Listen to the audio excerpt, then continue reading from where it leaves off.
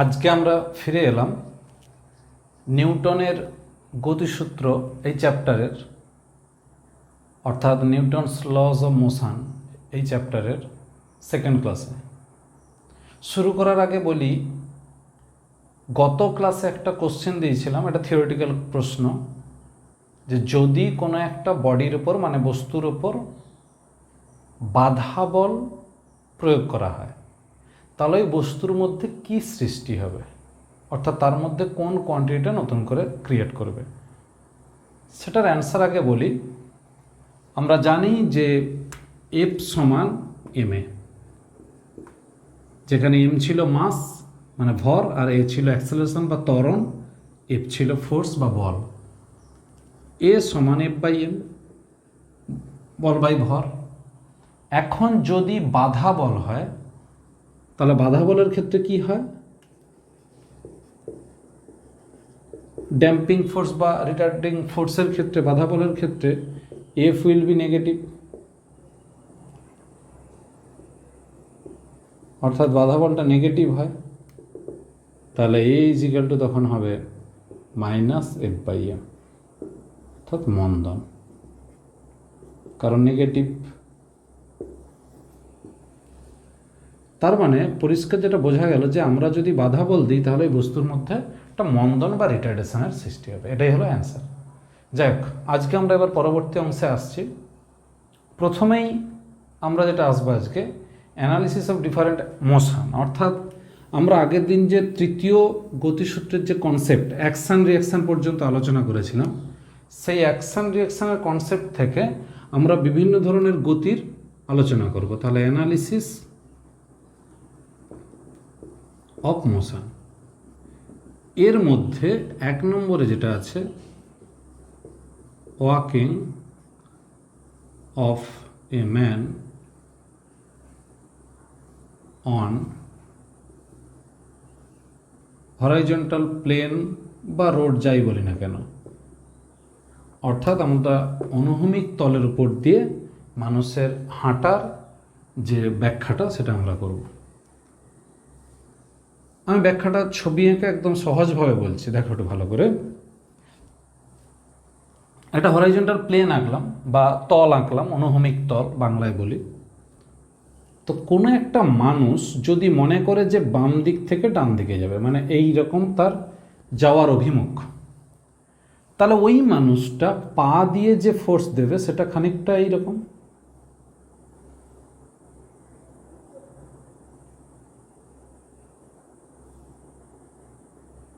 অর্থাৎ এইরকম ফোর্সটা দিয়ে এসে যাবে। তার মানে পা দিয়ে যেদিকে ফোর্স দিচ্ছে এটা হলো এফ, সঙ্গে সঙ্গে তার রিয়াকশান হলো আর। অর্থাৎ আমি যদি এটাকে এবার আলাদা করে আঁকি তাহলে আমরা দেখব এই দিকটা হচ্ছে আর,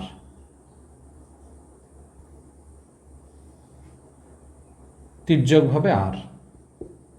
তাহলে এইটা যদি থিটা ধরি তাহলে এটা হবে আর কস থিটা, সে কম্পোনেন্টে ভাঙলে, আর এটা কি হবে আর সাইন থিটা।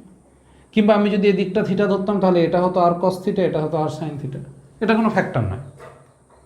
আমি মোটামুটি একটা বলতে পারি যে রিয়াকশান ফোর্স মানে প্রতিক্রিয়া বল, অর্থাৎ আরকে দুটো কম্পোনেন্টে ভেঙে ফেলেছি। একটাকে বলবো হরাইজন্টাল কম্পোনেন্ট, এটাকে বলবো এইচ কম্পোনেন্ট বা হরাইজন্টাল উপাংশ মানে অনুভূমিক উপাংশ, আর এটাকে বলবো ভার্টিক্যাল কম্পোনেন্ট, অনুভূমিক উপাংশ। তাহলে একটা জিনিস ক্লিয়ার, যে অনুভূমিক উপাংশটার জন্যই কিন্তু ওই লোকটা ওইদিকে হেঁটে হেঁটে যেতে পারবে, কারণ তার তো টার্গেট ছিল এইদিকে হাঁটা। তাহলে অনুভূমিক উপাংশটা ওই ব্যক্তিকে সামনের দিকে নিয়ে যেতে সাহায্য করে, আর এই অনুভূমিক উপাংশটা কাজ করছে কোন দিকে, উপরের দিকে, যেটা ওই লোকটার বা ওই ব্যক্তির ওজনের বিপক্ষে। অর্থাৎ ওজন যদি নিচের দিকে কাজ করে তাহলে আর সাইন থিটা কোন দিকে কাজ করছে, উপরের দিকে। অর্থাৎ আর সাইন থিটা বল ওজনের বিরুদ্ধে কাজ করছে, আর কস থিটা বল ওকে সামনের দিকে নিয়ে যাচ্ছে।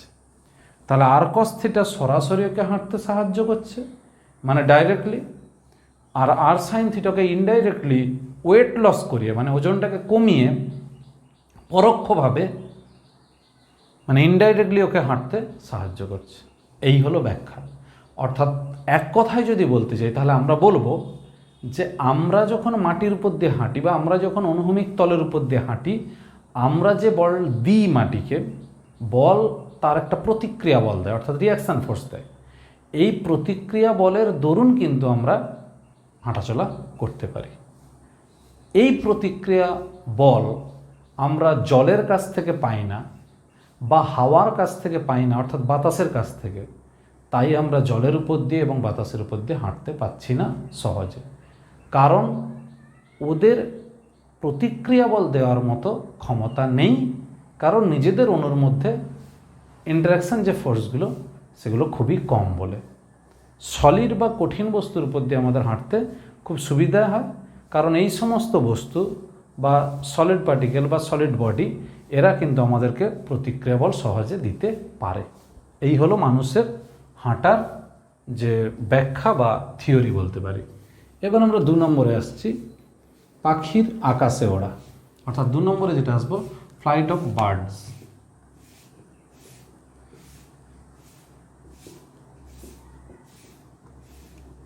এটা বুঝতে গেলে আমরা একটা রেখাচিত্রের মতো পাখি আঁকবো, অর্থাৎ এখানে সত্যিকারের পাখি আঁকার মতো ক্ষমতা বা সাহস আমার নেই, তাই একটা রেখাচিত্রে পাখি আঁকছি। দেখো একটু, আমরা এটা বোঝাচ্ছি যে একটা পাখি এইরকমভাবে আসছে, অর্থাৎ আমাদের এই বোর্ডের দিকে এগিয়ে আসছে।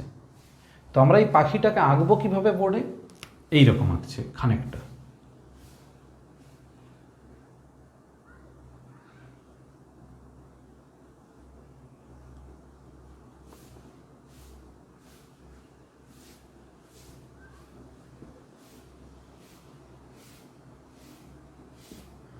এইরকম একটা পাখি আঁকলাম যার 2টো ডানা মেলে আছে আর পাখিটা সামনের দিকে যাচ্ছে। এরকম একটা ভাবো, তোমরা একটু ভাবতে থাকো, এটা একটু মানে কনসেপ্ট করতে হবে বোর্ডে। তো পাখি যখন এরকম সামনের দিকে যাচ্ছে, এরকম ডানা মেলে মেলে যায়, তখন এই ডানা দিয়ে ফোর্স অ্যাপ্লাই করে এই দিকে, এইরকমভাবে ফোর্স অ্যাপ্লাই করে। যে ফোর্সটাকে আমরা নাম দিচ্ছি এফ। অর্থাৎ আমরা প্রথমেই ধরে নিচ্ছি যে একটা পাখি ওড়ার সময় তার 2টো ডানা দিয়ে ইকুয়াল মানের ফোর্স, অর্থাৎ সমমানের বল প্রয়োগ করছে বাতাসের উপরে। সঙ্গে সঙ্গেই বাতাস ওকে রিয়াকশান ফোর্স দিচ্ছে আর। তো এখানে একটু প্রসঙ্গত আমি বলে রাখি যে 2টো ডানা একই কোণে একই বল দিচ্ছে। তাহলে এই যে 2টো আর পেয়েছি, এই 2টো আরের উপাংশে ভাগ করলে, অর্থাৎ কম্পোনেন্টে যদি আমরা ভাগ করি, তাহলে আমরা ছবিটা এইরকমই পাবো। এদিকটা হবে আর কস থিটা, যদি আমরা এটাকে থিটা ধরি, এটাকে থিটা ধরি। এইটা হবে আর সাইন থিটা, এটাও হবে আর সাইন থিটা ধরলাম। অর্থাৎ আমরা আর কস থিটা একে অপরকে সবসময় রিপালশন করে দিচ্ছে বা একে অপরকে ক্যান্সেল করে দিচ্ছে বলতে পারবো, কারণ অপোজিট ডিরেকশানে কাজ করছে পাখিরই উপর।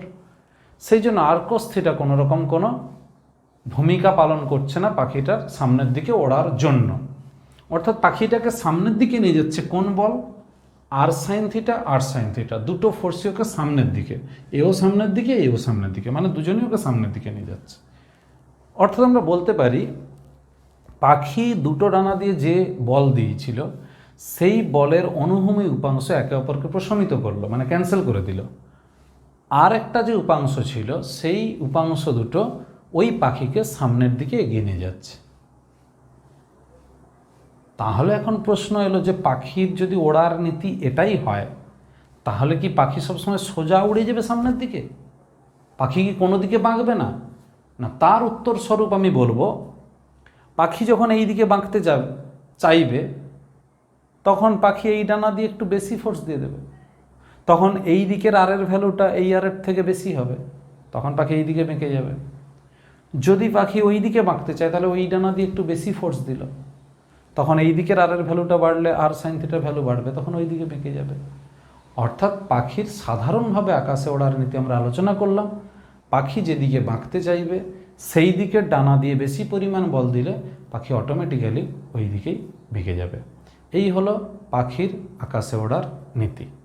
এবার আমরা আসব এমন কিছু আমাদের বাস্তব বস্তুর গতি নিয়ে সমস্যা, যে ক্ষেত্রে আমাদের ওই সমস্যা সমাধানের বা অঙ্ক হিসাব করার জন্য একটা পদ্ধতির প্রয়োজন, যে পদ্ধতির আমরা নাম দিচ্ছি ফ্রি বডি ডায়াগ্রাম,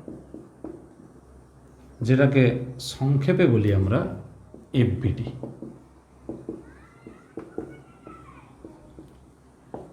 আগে আমি নিয়মটা বলি, নামের মিনিংটা একটু বলি। ফ্রি বডি ডায়াগ্রাম, ফ্রি মানে তোমাকে একটা বস্তুকে ফ্রি করতে হবে, অর্থাৎ ওই বস্তু বা বডির ওপর যত ধরনের ফোর্স অ্যাপ্লাই হচ্ছে বা এফেক্ট করছে, সেই ফোর্সগুলোকে আমরা তার ডিরেকশান অনুযায়ী ক্যান্সেল করবো একে অপরকে। মানে ওই বডিটাকে হতে হবে ফ্রি, ফোর্স ফ্রি যাকে বলে, সেই জন্য নামটা এসছে ফ্রি। বডি মানে বস্তু, ডায়াগ্রাম মানে একটা নকশা বা একটা ছবি আঁকতে হবে। অর্থাৎ বাস্তবে যখন আমাকে কোনো একটা বস্তুর ওপর একাধিক বল প্রযুক্ত হচ্ছে এইরকম কোনো ঘটনা দেবে, তখন সেই বস্তুটার উপর ওই বলের ছবিগুলো এঁকে একটা বল অপর একটি বলকে ক্যান্সেল বা প্রশমিত করছে ধরে নিয়ে কি করতে হবে, একটা ডায়াগ্রাম আঁকতে হবে। সেই ডায়াগ্রামটা ওই বস্তুর আঁকলে তার নাম হয়ে গেল ফ্রি বডি ডায়াগ্রাম, যার বাংলা হচ্ছে মুক্ত বস্তু চিত্র। এটা আমরা মনে রাখবো। এবার এক একটা কেস মানে এক একটা ঘটনা আমরা যখন পড়বো তখন তো ছবিটা আঁকলেই সেটাই হয়ে যায় ফ্রি বডি ডায়াগ্রাম। তারপরে আমাদের প্রয়োজন মতো সূত্রগুলো অ্যাপ্লাই করে আমরা সেখান থেকে যা যা বের করতে দেবে এগুলো বের করব। যেমন 1 নম্বরে আসছি হরাইজন্টাল মোশন অফ বডি, অর্থাৎ কোনো একটি বস্তুর অনুভূমিক গতি।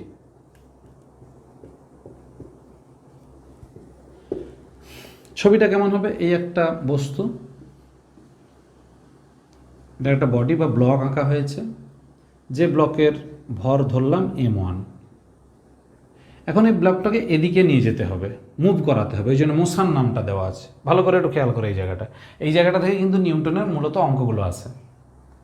তাহলে আমি এই দিকে বল প্রয়োগ করে ওকে নিয়ে যেতে পারি, কিন্তু এখন আমাকে বলা হচ্ছে যে আমি সরাসরি বল দেব না। কীরকম করব না, এখানে একটা কপি কল বা পুলি লাগানো থাকবে, পুলি আটকানো থাকবে, চাকা স্মুথ, তার উপর দিয়ে একটা দড়ি বা সুতো নিয়ে গিয়ে আর একটা বস্তুকে আমি এখানে ঝুলিয়ে দেব।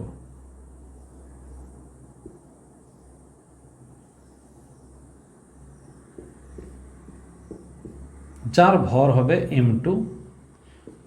এইরকম একটা তলের উপর দিয়ে আমরা বস্তুর গতিটা বিবেচনা করব। প্রসঙ্গত একটু বলে রাখতে হবে, এই যে কপি কলটা এর মাস ধরা যাবে না, অর্থাৎ এটা মাসলেস ধরবো আমরা। এখানে আমাকে আইডিয়াল কিছু কনসেপ্ট করে নিতে হবে, অর্থাৎ এটা কল্পনা, বাস্তব ক্ষেত্রে তো হয় না এরকম, কল্পনা করতে হবে। আর কি, এই যে সুতোটা বা তার এর উপর দিয়ে যাচ্ছে, এখানে কোনো ফ্রিকশনাল ফোর্স ধরা যাবে না, মানে কোনো ঘর্ষণ বল ধরা যাবে না। যদিও আমরা এখনো ঘর্ষণ বলের থিওরি পাইনি, তবুও বলবো ঘর্ষণ বল মানেই বাধা বল, বাধা বল প্রযুক্ত হবে না। আর কি, এই যে সুতো বা তার, এই যে এখান থেকে এত দূর, এটা ওজনের ফলে টেনে লম্বা হয়ে যাবে না, অর্থাৎ রাবারের মতো কনসেপ্টে আসবে না, যা দৈর্ঘ্য ছিল তাই থাকবে এবং সরু হবে, কারণ সুতোরও ভর ধরা যাবে না। তাহলে কার কার ভর ধরবো, আমরা ধরবো এই দুটোর ভর, শুধুমাত্র ব্লক দুটোর ভর। বোঝা গেছে? থিওরিটা এইরকমই হবে যে এই বস্তুটা এইদিকে নামবে। কেন নামবে না, এর ওজনের জন্য নামবে। ওজন কত, m2g। যখনই নামবে সঙ্গে সঙ্গে এর উপর প্রতিক্রিয়া বল কাজ করবে, টান। আমরা পড়েছি টেনশন আগের ক্লাসে।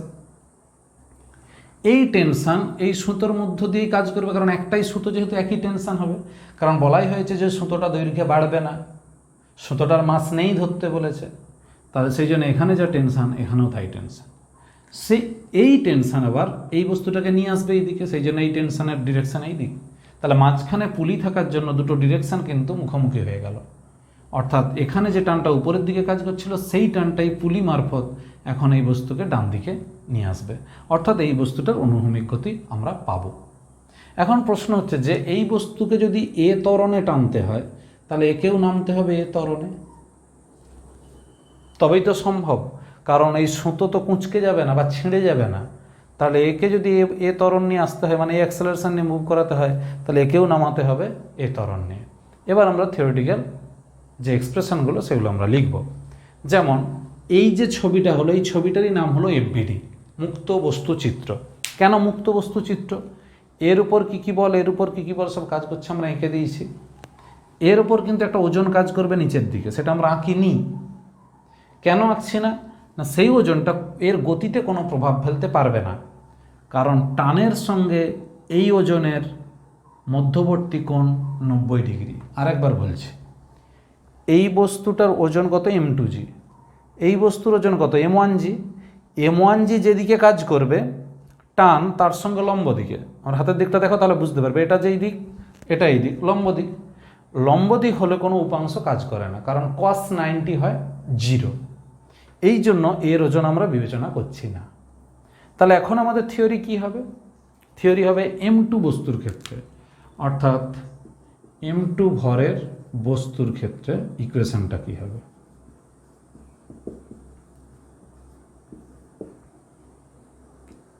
m2g নিচের দিকে কাজ করছিল, মাইনাস টি উপরের দিকে কাজ করছিল।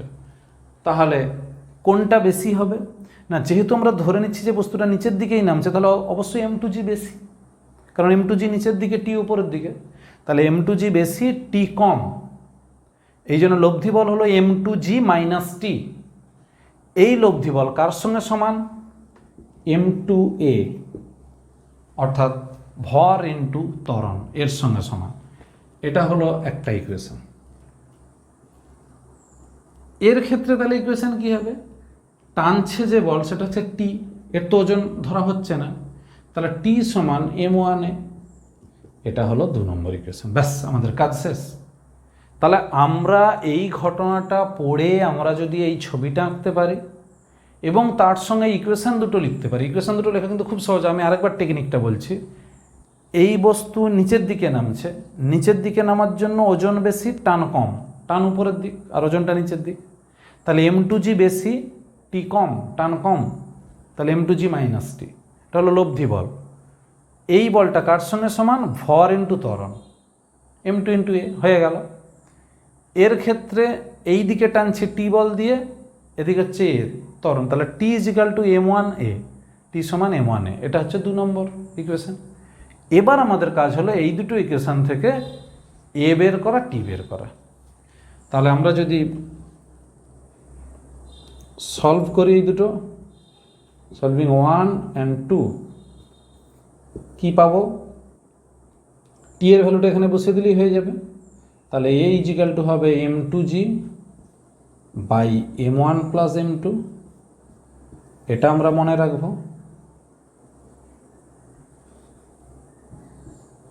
আর টি ইজিক্যাল টু হবে m1 m2g by m1 plus m2। এই হলো দুটো ভ্যালু। অর্থাৎ আমাদের এই ধরনের প্রশ্ন দিয়ে আমাদেরকে যেটা বের করতে দেয় সেটা হলো অ্যাক্সেলারেশন কত, এই বডিটার ত্বরণ কত, আর কি বের করতে দেবে? টান কত, সুতোর টান কত। ব্যাস, এই দুটো ইকুয়েশন আমরা সলভ করলেই পেয়ে যাব। তাহলে এবার আমরা কি মনে রাখবো? আমরা এই দুটো মনে রাখলে তো এই দুটো সলভ করে পেয়ে যেতেই পারি। কেউ ডাইরেক্ট এটা মনে রাখতে পারে। মোটামুটি অঙ্কের জন্য তখন তো তুমি আর প্রুভ করছো না, এগুলো একটা জটিল অঙ্ক দিয়েছে ধরো, সেক্ষেত্রে এই ভ্যালুগুলো কিন্তু লাগবে। এই জন্য আমরা বলবো একদম মনে রেখে দিতে। এবার আসছে vertical motion of A body.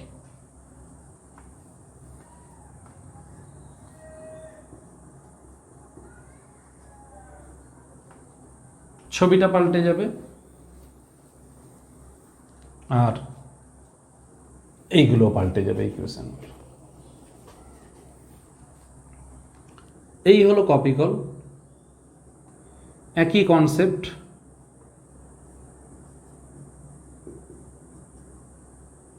সুতো মাসলেস ধরবো, m2 মাস নিচের দিকে নামছে, তাহলে কি করবে? কে উঠতে হবে উপরের দিকে। এর ওজন নিচের দিকে কাজ করবে, এখানে দুজনেরই ওজন ধরা হবে। তাহলে এ যদি নামে এ ত্বরণ নিয়ে, কে এ ত্বরণ নিয়ে উঠতে হবে। এখানেও সুতোর টান টি, এখানেও সুতোর টান টি, কারণ একই সুতো বলে টান কিন্তু একই। কিন্তু ঘটনাটা আলাদা। m2 ভরের বস্তু নিচের দিকে নামবে, m1 ভরের বস্তু উপরের দিকে উঠবে, তাহলে সেক্ষেত্রে আমরা কি লিখব? m1 ভরের বস্তুর ক্ষেত্রে, অর্থাৎ for the body of mass m1 ভরের বস্তুর ক্ষেত্রে, তাহলে কোন দিকে মুভ করছে? উপরের দিকে। তাহলে এর ক্ষেত্রে হবে টি বেশি m1g কম, সেই জন্য হলো টি মাইনাস m1g, এটা ইজিক্যাল টু হলো m1a। তাহলে টেনশনটা উপরের দিকে কাজ করছে টান, ওজন কাজ করছে নিচের দিকে m1g, তাহলে টি উপরের দিক m1g নিচের দিক, তাহলে টি মাইনাস m1g, এটা সমান হবে m1a। হয়েছে? এটা হলো 1 নম্বর ইকুয়েশন। 2 নম্বর ক্ষেত্রে m2 ভরের বস্তুর ক্ষেত্রে আমরা কি লিখব? এ নিচের দিকে নামছে, তাহলে এর ক্ষেত্রে হবে m2g বড়, টি কম, m2g মাইনাস টি ইজিক্যাল টু m2a। এটা হলো 2 নম্বর। একই কথা আমি যদি যোগ করে দিই তাহলে টি কেটে গেল, ওখান থেকে আমি এ পেয়ে যাব। তাহলে যোগ করলে যেটা হয় সেটা আমি এবার লিখব। তার মানে আমি লিখে দিচ্ছি একবারে যে সলভিং 1 and 2, তাহলে যোগ করে দিলে টি কেটে যাবে, তখন এ সমান হবে m2 minus m1 by m2 plus m1 into G, এটা হলো এ। এই এর ভ্যালু যদি আমি যে কোনো একটাতে গিয়ে বসাই, আমি এখানেও বসাতে পারি বা এখানেও বসাতে পারি, যে কোনো একটাতে এর ভ্যালুটা আমি এখানেও বসাতে পারি বা এখানেও বসাতে পারি। তাহলে আমি টি কত পাবো? না, টি ইজিক্যাল টু হবে 2m1 m2g by m1 plus m2। এটা যদি আমরা হিসাব করি তাহলে অটোমেটিক্যালি পেয়ে যাব m1 ইন্টু এইটা, তার থেকে বিয়োগ হবে, তার সঙ্গে যোগ হবে m1g। এটা হিসাব করলে আমরা পাবো 2m1 m2g by m1 plus m2। তাহলে এই যে টি এর ভ্যালু, এই টানটা কার টান? সুতোর টান।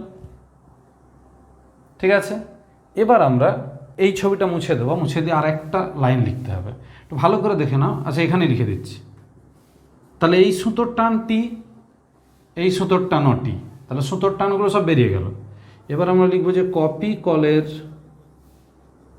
উপর মোট টান টি ড্যাশ ইজিক্যাল টু 2t, এইটি, তাহলে 2t সমান হবে 2 ইন্টু 2 মানে 4 m1 m2g by m1 plus m2। এই হলো থিওরি। তাহলে এটা হলো vertical motion of A body. এবার আসবো মোশন অফ এ লিফট। লিফটের মধ্যে এবার আমরা কি ঘটনা ঘটছে সেগুলো এটাও কিন্তু এফবিডির মধ্যেই আসছে। 3 নম্বর কেস।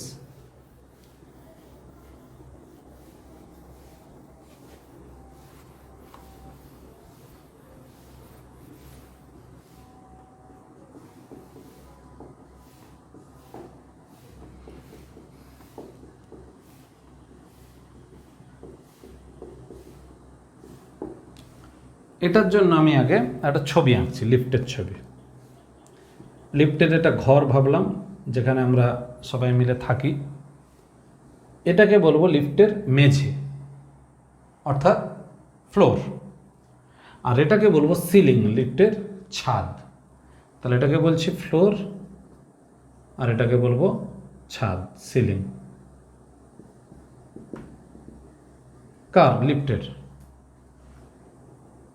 এবার আমরা আসছি এই লিফটের মধ্যে একজন লোক দাঁড়িয়ে আছে, ধরলাম এইটা। সঙ্গে সঙ্গে ওই লোকটার ওয়েট কাজ করবে এই দিকে, অর্থাৎ আমি যদি এটার মাস ধরে নিই m, তাহলে mg কাজ করবে উপরের দিকে। যখনই mg এই দিকে কাজ করবে সঙ্গে সঙ্গে রিয়াকশন ফোর্স কাজ করলো আর উপরের দিকে। তাহলে এখন প্রশ্নটা আসছে যে ওই ব্যক্তি মেঝেকে দিচ্ছে mg ফোর্স, মেঝে লোকটাকে দিচ্ছে আর প্রতিক্রিয়া বল। তাহলে লিফটের মধ্যে থাকা ব্যক্তি অনুভব করে আর, অর্থাৎ ওই ব্যক্তি অনুভব করবে বা ফিল করবে আর, কারণ মেঝে তো ওকে আর দিচ্ছে। এই কন্ডিশনটা আমরা মাথার মধ্যে রাখবো। এবার আমরা 1 নম্বরে আসছি। when lift is in a acceleration,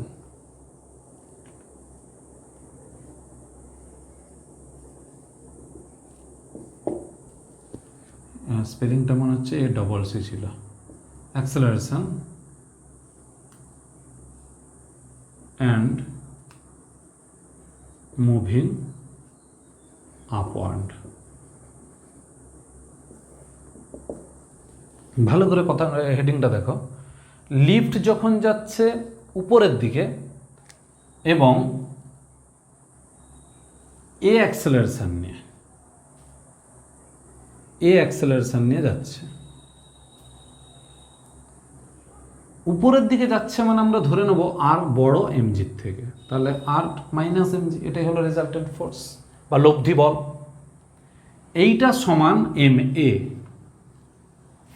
mass into acceleration বা ভর ইন্টু ত্বরণ। তাহলে এখান থেকে আমরা আর সমান কি পাবো, এম ইন্টু জি প্লাস এ, অতএব আর গ্রেটার দেন এমজি। তাহলে ব্যক্তি নিজেকে ভারী বলে মনে করবে। বাস হয়ে গেল, এটাই হলো 1 নম্বর কেস। কেন ভারী বলে মনে করবে না, আর এর ভ্যালু অর্থাৎ ওই লোকটা যেটা ফিল করছে সেটা এমজির থেকে বেশি, মানে ওর যে নিজস্ব যে ওজন ছিল তার থেকে বেশি, সেই জন্য নিজেকে ভারী বলে মনে হবে। অর্থাৎ কোনো একটা ব্যক্তির ভর যদি হয় 50 কেজি, তাহলে তার ওয়েট কত হতো, 50 ইন্টু জি, মানে ভর ইন্টু অভিকর্ষ ত্বরণ। এটা সাধারণভাবে, এখন হবে তার থেকে বেশি, অর্থাৎ নিজেকে মনে হবে ভারী। তারপরে 2 number case, when lift is in a acceleration and moving downward, তখন সেক্ষেত্রে পুরো হিসাবটা উল্টে গেল। তখন হলো এমজি গ্রেটার দেন আর, মানে এমজি মাইনাস আর, এটাই রেজাল্টেন্ট ফোর্স সমান এম এ। অতএব R is equal to M G minus M A, M into G minus A, তাহলে আর লেস দেন এমজি। অর্থাৎ ব্যক্তি নিজেকে হালকা বলে মনে করুন, একদম অঙ্কের হিসাব। তাহলে আমরা যখন নিচের দিকে নামতে থাকি কোনো একটা লিফটে, মাঝে মধ্যে আমাদের শরীরে কিন্তু হালকা বলে মনে হয় হয়ে গেল।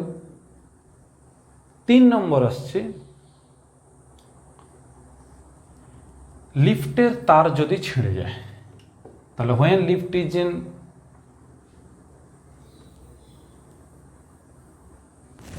downward motion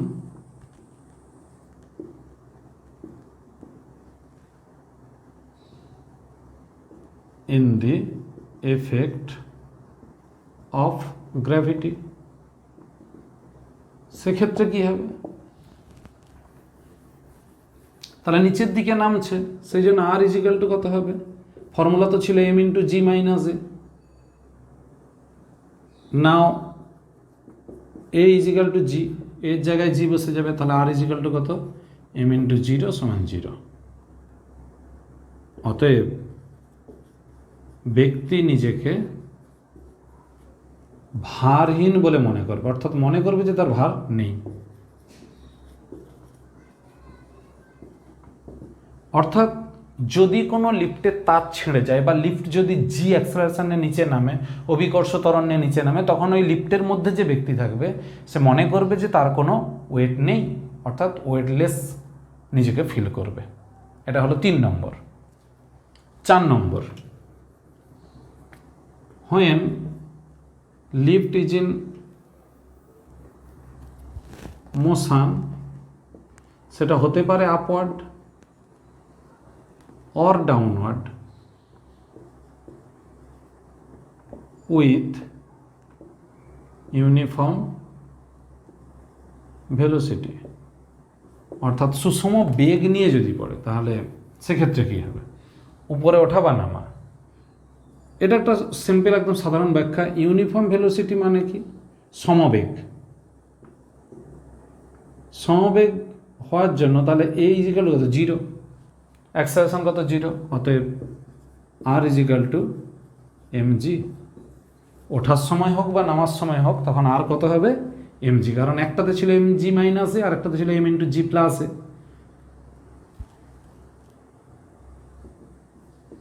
m into g plus minus zero equal to mg, তাহলে mg। অতএব ব্যক্তি নিজের প্রকৃত ওজন অনুভব করবে। এই এটা গেল 4 নম্বর।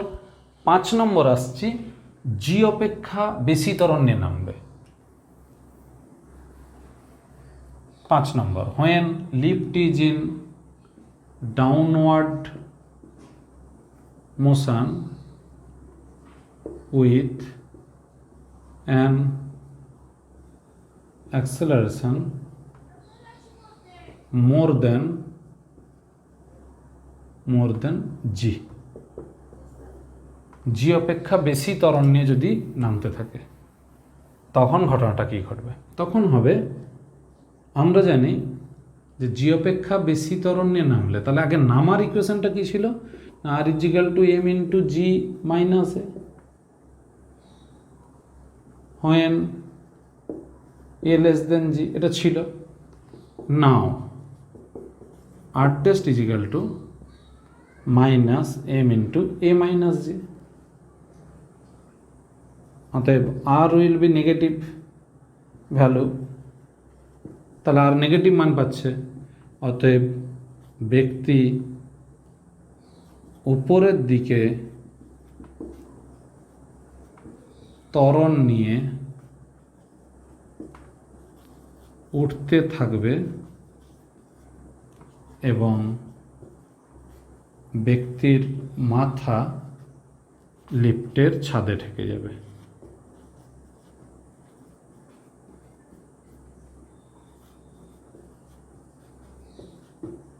আর ছবিটা হবে কিরকম এক্ষেত্রে?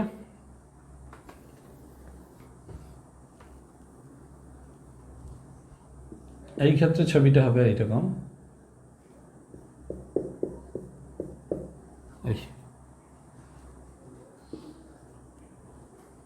এই হলো 5 নম্বর কেস। তাহলে এবার এই যে লিফটের থিওরিগুলো আলোচনা হলো, পরীক্ষা কিন্তু একটা সিম্পল অঙ্ক দেবে, তোমাকে অঙ্কটা পড়ে বুঝতে হবে যে এই 5টা কেসের মধ্যে কোন কেসটা দিচ্ছে, বা হয়তো কোনো একটা অঙ্কে 2টো কেসও দিতে পারে, সেই ফর্মুলাটা বসাবে, জাস্ট অঙ্ক করবে। তাহলে এই ফর্মুলাগুলো একটু বুঝে হোক বা যে কোনোভাবে তোমাকে মনে রাখতে হবে। সিম্পল কনসেপ্ট হচ্ছে যেদিকে মুভ করছে সেদিকের ফোর্সটা বেশি ধরে হিসাব করাটাই খুব সহজ। আর সবসময় মনে রাখবে যে আর যেটা বের করবো, যেটা রিয়াকশান ফোর্স, যেটা মেঝে লোকটাকে দিয়েছিল ওটাই লোকটা ফিল করবে, মানে ওটাই লোকটা অনুভব করবে।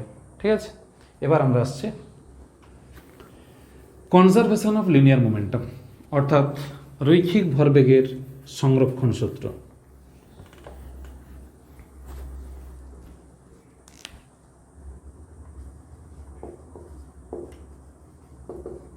কনজারভেশন অফ লিনিয়ার মোমেন্টাম, রৈখিক ভরবেগের সংরক্ষণ সূত্র খুব ইম্পর্টেন্ট। আগে আমি বলবো এই সংরক্ষণ কথাটা কিন্তু আমরা অনেক জায়গায় শুনেছি, ভরের সংরক্ষণ সূত্র শুনেছি, শক্তির সংরক্ষণ সূত্র শুনেছি আমরা, আজকে শুনছি রৈখিক ভরবেগের সংরক্ষণ সূত্র। সংরক্ষণ সূত্র মানেই হলো, বা কনজারভেশন এই কথাটার মানেই হলো ধরে রাখা, অর্থাৎ একই পরিমাণ ধরে রাখা, নষ্ট হবে না, এই কনসেপ্ট। তাহলে রৈখিক ভরবেগের সংরক্ষণ সূত্র মানে হলো রৈখিক ভরবেগ সেম থাকবে, অর্থাৎ আগে যা ছিল এখনও তাই থাকবে, চেঞ্জ হবে না। এই কনসেপ্টটা যদি আমরা মাথার মধ্যে ঢুকিয়ে নিতে পারি তাহলে কিন্তু কাজ শেষ। তাহলে আমরা আবার নিউটনের প্রথম সূত্রে পড়েছিলাম যে বেগ একই থাকবে কখন, যখন বাইরে থেকে ফোর্স দেওয়া হবে না। সেজন্য এখানেও তাই মনে রাখতে হবে, in the absence of any external force, অর্থাৎ বাহ্যিক বলের অনুপস্থিতিতে একাধিক বস্তু কণা বা একাধিক বস্তু, অর্থাৎ more than one particle or more than one body, there will be any type of interaction, তাদের মধ্যে যে কোনো ধরনের সংঘর্ষ হোক না কেন, total linear momentum will be same, অর্থাৎ উইল বি কনস্ট্যান্ট। অর্থাৎ বাইরে থেকে যদি ফোর্সটা না দেওয়া হয় তাহলে ওদের নিজেদের মধ্যে যা খুশি সংঘাত হোক না কেন, যা খুশি বিক্রিয়া হোক না কেন, মোট রৈখিক ভরবেগ বা মোট ভরবেগ একই থাকবে, অপরিবর্তিত থাকবে। এটাই হলো স্টেটমেন্ট। তার মানে আমার মূল বক্তব্য হচ্ছে যেটা, যে এফ ইজিক্যাল টু 0, এইটা আমরা যেন মনে রাখতে পারি। এবার আমরা একটা এক্সাম্পল নেব। কীরকম? এরকম একটা বডি M1, এরকম একটা বডি M2, দুজনের মাস আলাদা ধরলাম, একজনের ভেলোসিটি v1 ধরেছি, একজনের v2 ধরেছি, অর্থাৎ দুজনের বেগ। তাহলে এদের দুজনের মধ্যে সংঘাত হবে। তাহলে সংঘাত হয়ে গিয়ে কি হলো?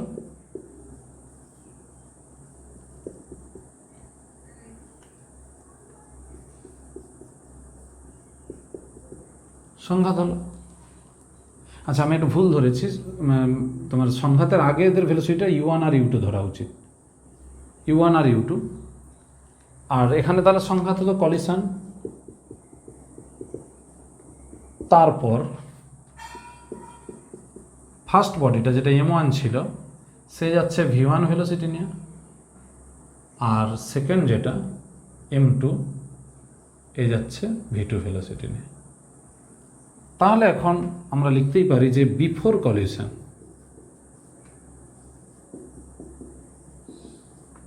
কলিশন টোটাল মোমেন্টাম, মোট ভরবেগ, অর্থাৎ সংঘাতের পূর্বে মোট ভরবেগ কত কত হবে? M1 U1 এর ক্ষেত্রে হবে কত? M2 U2, দুটো যোগ হয়ে গেল। তাহলে সংঘাতের পরে কত হবে সেটাও আমরা দেখি। আফটার কলিশন টোটাল মোমেন্টাম অর্থাৎ মোট ভরবেগ হবে M1 V1 plus M2 V2। এখন আমাদের আজকের এই সূত্র অনুযায়ী, মানে কনজারভেশন অফ লিনিয়ার মোমেন্টাম, রৈখিক ভরবেগের সংরক্ষণ সূত্র অনুযায়ী বলছে, অ্যাকর্ডিং টু ল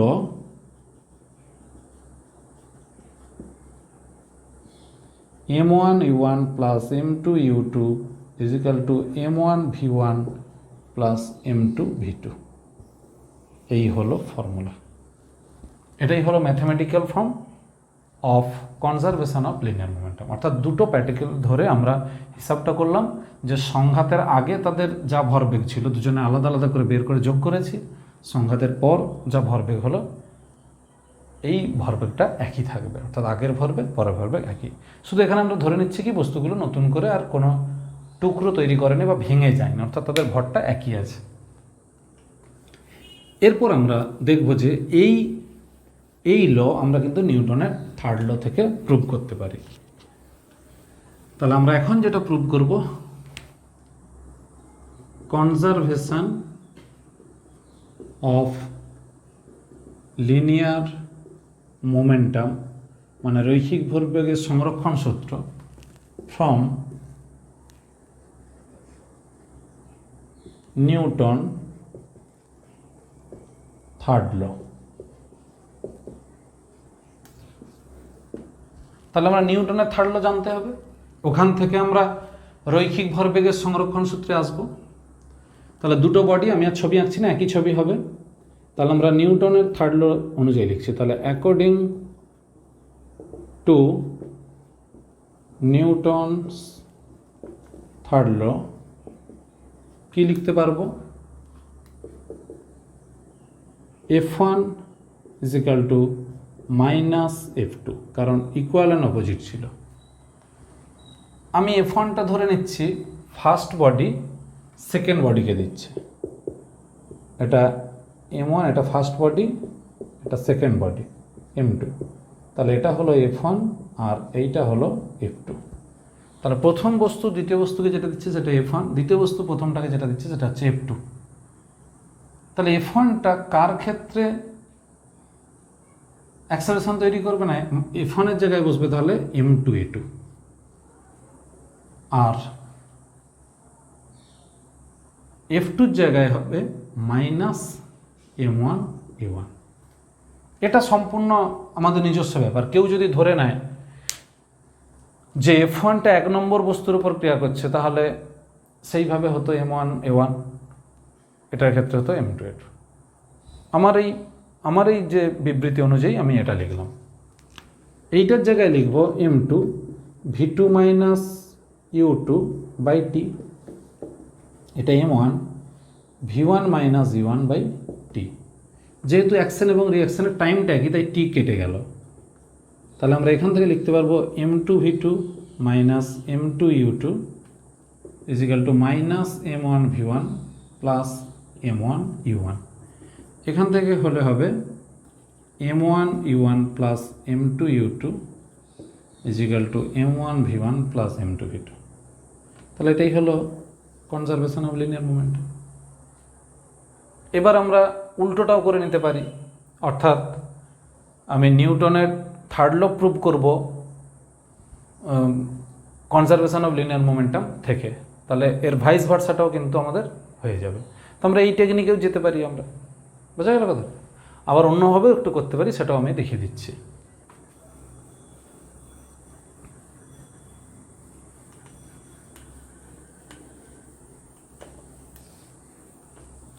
তাহলে Newton's third law from conservation of linear momentum, অর্থাৎ আমরা রৈখিক ভরবেগের সংরক্ষণ সূত্র থেকে নিউটনের তৃতীয় সূত্র এবার প্রুভ করব। তাহলে আমরা নিউটনের সংরক্ষণ সূত্র অনুযায়ী আমরা এইটা লিখেছিলাম যে সংঘাতের আগের মোট ভরবেগ আর সংঘাতের পরের মোট ভরবেগ একই। পরের স্টেপে আমরা লিখতেই পারি M1কে যদি কমন নিয়ে নিই, তাহলে হবে U1 - V1 = M2 V2 - U2। এখান থেকে আমরা লিখতে পারি M1, একটা মাইনাস সামনে নিলাম, তাহলে V1 - U1, এটা লিখবো M2 V2 - U2। যেহেতু অ্যাকশান রিঅ্যাকশানের টাইমটা একই, তাই আমি বোথ সাইড টি দিয়ে ভাগ করে দিতে পারি। তাহলে -M1 V1 - U1/T = M2 V2 - U2/T। এটা হলো -M1 × A1 সমান M2 × A2। তাহলে 1 নম্বর বডির উপর যে ফোর্স তাকে আমরা যদি ধরি F1 বা F2 ধরতে পারি, যা খুশি, ওটা যদি হয় F2, তাহলে F1 সমান হলো -F2। এখান থেকে আমরা বলতে পারবো যে ক্রিয়া প্রতিক্রিয়া সমান ও বিপরীত। তাহলে এটাই হলো নিউটনের থার্ড ল, এটা প্রুভ হলো। এগুলো আমরা একে অপরের মধ্যে এক্সচেঞ্জ করতে পারি। তারপর এবার আসবো রিকয়েল অফ গান। এই কনসেপ্টের উপর ভিত্তি করি রিকয়েল অফ গান। একটা বন্দুক, আমরা সিম্পলি একটা ছবি আঁকছি। এখানে ধরলাম সে সুইচ আছে, এর মধ্যে গুলি আছে।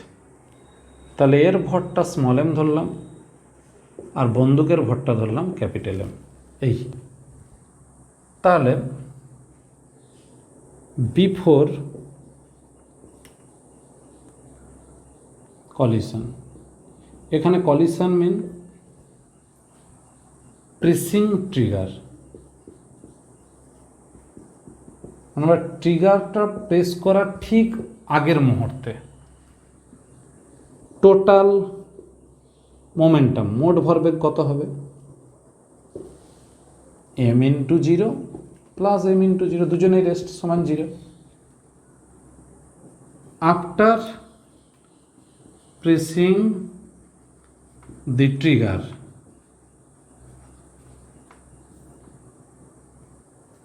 যদি গুলির বেগ হয় স্মল v, তাহলে তার m × v মোমেন্টাম। প্লাস বন্দুকের যদি বেগ হয় ক্যাপিটাল ভি, তাহলে এটা, তাহলে আমি কি লিখছি, v is equal to velocity of bullet আর v is equal to velocity of gun. অর্থাৎ বন্দুকের বেগ আর বুলেটের বেগ আমরা আলাদা ধরলাম, একটা স্মল ভি একটা ক্যাপিটাল ভি, তাহলে এটাই হলো কি টোটাল মোমেন্টাম। টোটাল মোমেন্টাম, তাহলে বাই কন্ডিশন কি হবে, দুটো জিরো, তাহলে m v plus m v is equal to zero. এখান থেকে পাবো v is equal to minus m v by capital m. অর্থাৎ গুলি যেদিকে বেরিয়ে যাচ্ছে ভি ভেলোসিটি নিয়ে, স্মল ভি ভেলোসিটি নিয়ে, বন্দুক তার বিপরীত দিকে, এই মাইনাস সাইনটা বোঝাচ্ছে বিপরীত দিকে আসছে ক্যাপিটাল ভি নিয়ে। তাহলে এখানে মাইনাস সাইন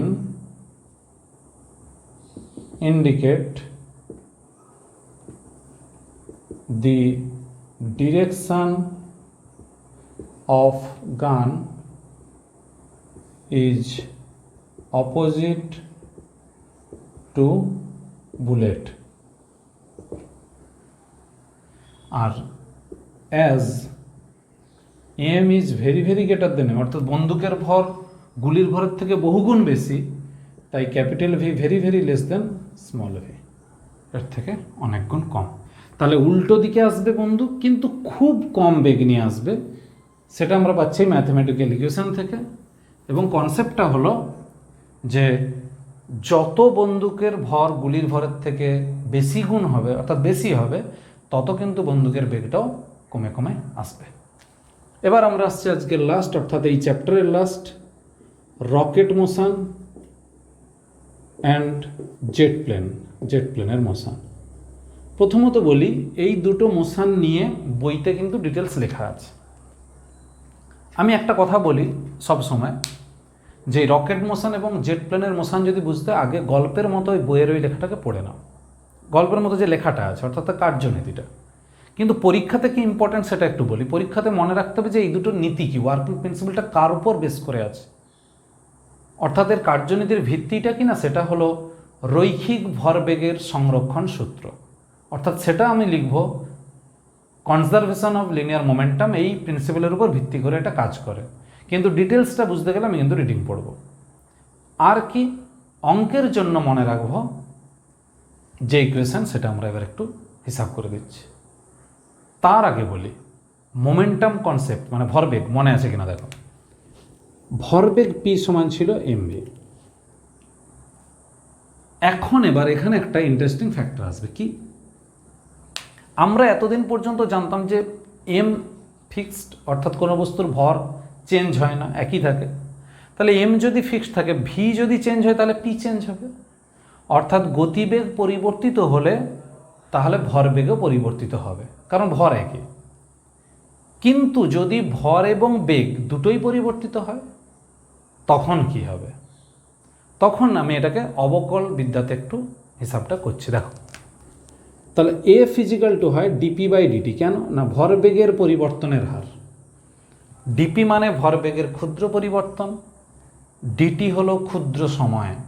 তার মানে আমি এটাকে পি2 মাইনাস পি1 বাই টি, ভরবেগের পরিবর্তনের হার, পি2 মাইনাস পি1 হলো কি, ভরবেগের পরিবর্তন বাই সময়, মানে ভরবেগের পরিবর্তনের হার, সেটা না লিখে আমি ডিপি বাই ডিটি লিখছি। কেন?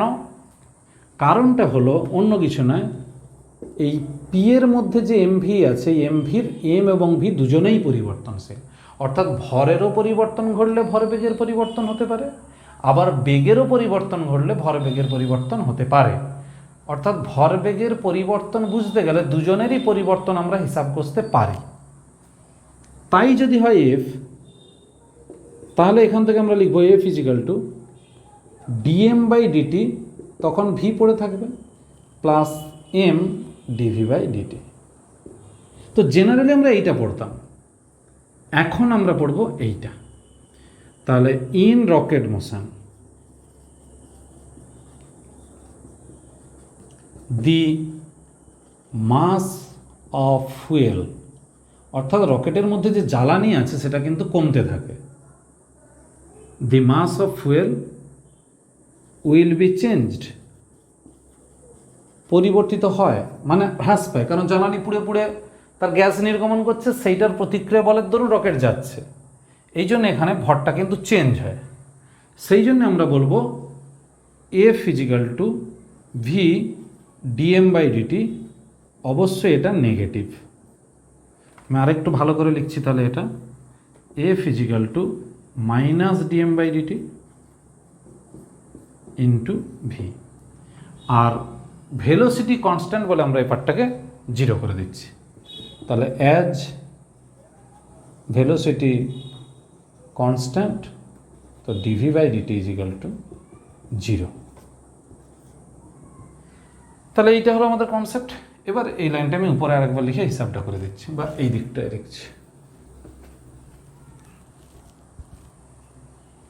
তাহলে f equal to minus v dm by dt, এখানে লিখব এম এ সমান minus v dm by dt, a equal to minus v by m dm by dt. এই হলো ফর্মুলা। তাহলে নেগেটিভটা কেন আসছে? নেগেটিভটা আসছে গ্যাস যদি নিচের দিকে নির্গমন হয়, অর্থাৎ গ্যাস যদি রকেটের পিছন দিক থেকে বেরিয়ে আসে, সেক্ষেত্রে অ্যাক্সেলারেশন হবে রকেটের তার বিপরীত দিকে। এটা এখন বোঝালো, কিন্তু আমরা কনসেপ্ট নিয়েছিলাম সময়ের সঙ্গে ভর কমে যায় বলে সেখানে নেগেটিভ। তাহলে কীরকম ক্লিয়ার কাট ধারণাটা এলো দেখো, যদি সময়ের সঙ্গে ভরের হ্রাস ঘটে, অর্থাৎ জ্বালানির হ্রাস ঘটে, তাহলে সেটাকে আমরা ধরবো মাইনাস ডিএম বাই ডিটি। সেই মাইনাসটা আজকে বোঝাচ্ছে এখন এ সমান minus v by m dm by dt, অর্থাৎ জ্বালানি যেদিকে নির্গত হবে অ্যাক্সেলারেশনটা হবে তার বিপরীত দিকে। এই হলো অ্যাক্সেলারেশন। যদি এখানে এবার গ্র্যাভিটেশনাল অ্যাক্সেলারেশন ইনক্লুড করে, তাহলে আমরা লিফটের থিওরি অনুযায়ী এ প্লাস জি মাইনাস জি হিসাব করে যাব, কিন্তু ত্বরণের ফর্মুলা হবে এটাই, যেখানে ভি হলো কোন বেগে মুভ করবে, এম হচ্ছে এখন কতটা ওর মধ্যে ভর আছে, আর ডিএম বাই ডিটি হচ্ছে জ্বালানি হ্রাসের হার বা ভর হ্রাসের হার, rate of decrease of mass of fuel. এই হচ্ছে কনসেপ্ট। মোটামুটি আমরা থিওরি শেষ করলাম নিউটন চ্যাপ্টারের। আজকের ক্লাস কেমন লাগলো তোমরা কমেন্ট করে জানিও, আর ভালো লাগলে বন্ধুদেরকে শেয়ার করবে।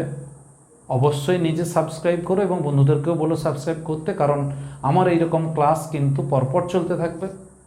এইচএস সেকশান এবং তার সঙ্গে জয়েন্টেরও প্রশ্ন উত্তরগুলো দেওয়া থাকবে আমার এই একই চ্যানেলের নামে থাকা ফেসবুক পেজে, যার নাম ফিজিক্স ই ক্লাস চন্দন স্যার, এই নামে ফেসবুক পেজ, যার লিঙ্কগুলো আমি দিয়ে দিচ্ছি ডেসক্রিপশান বক্সে, ওটা একটু দেখে নিও, এই ভিডিওর সঙ্গেই থাকে। আর সব থেকে বড়ো কথা, আজকে একটা বাড়ির কাজ দেবো আজকের এই স্টাডির ওপর, সেটা একটু লিখে দিচ্ছি, লিখে নাও। এর উত্তরটাও কিন্তু তোমরা কমেন্ট বক্সে জানিও।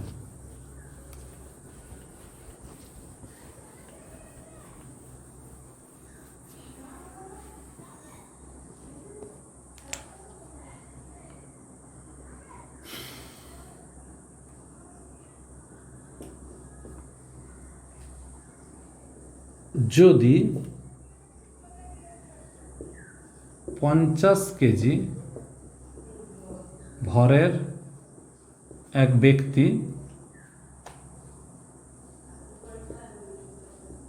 লিফটে সাহায্যে 5 মিটার পার সেকেন্ড স্কোয়ার ত্বরণ নিয়ে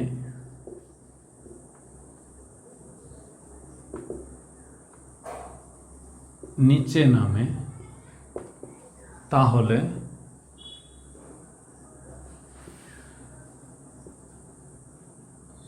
ব্যক্তির দ্বারা অনুভূত বল কেজি ওয়েট এককে কত নির্ণয় করো। এইটার অ্যান্সার তোমরা কিন্তু দেবে। If a man of 50 kg mass is moving downward with an acceleration 5 meter per second square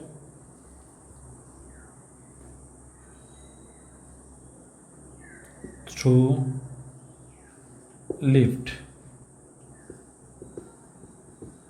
then what will be the force in kg weight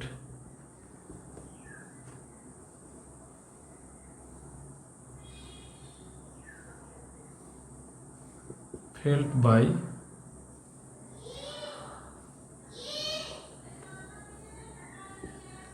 will be felt by